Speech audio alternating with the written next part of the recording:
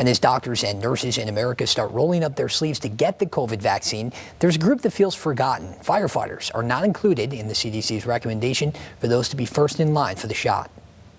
And, of course, that didn't sit well with us. Gary Ludwig is a fire chief in Illinois. His tenure as president of the International Association of Fire Chiefs just ended this year, and he is mad. While doctors, nurses, and EMS workers were listed in the CDC's 1A category, the first to get the COVID vaccine, firefighters were listed in the next tier, 1B.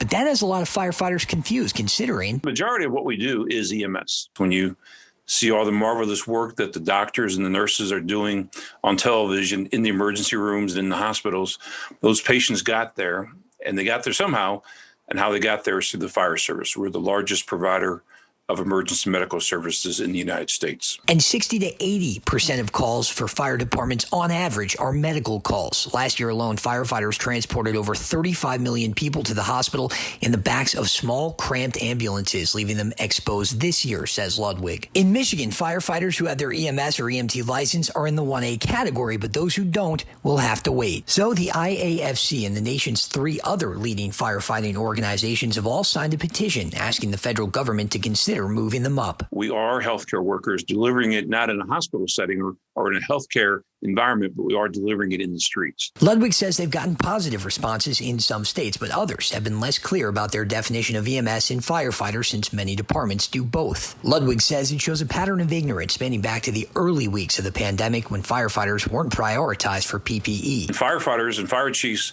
were resorting to all kinds of different things, including ponchos and raincoats, trying to protect the firefighters. And with 104 firefighters and EMS workers dying from COVID this year on the job and 3 contracting it in Ludwig's department alone this week, he says now is the time to help this crucial set of workers. We are the warriors at the tip of the spear.